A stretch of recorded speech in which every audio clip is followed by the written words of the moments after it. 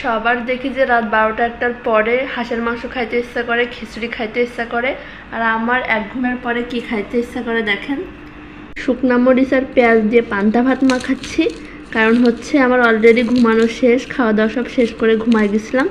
তো হঠাৎ করে এত পরিমাণ ক্ষুধা পাইছে আর মনে হচ্ছে যে এখনই ভাত খেতে হবে। এত কিছু আছে বাসায়, সেগুলো রেখে এখন শুধু ভাতই খাইতে মন চাচ্ছে।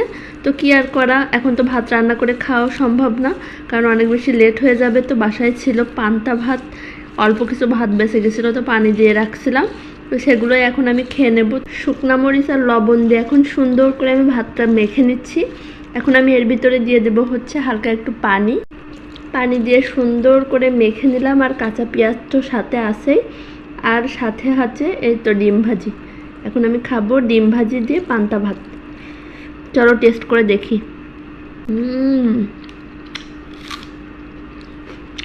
অনেক মজা, অনেক।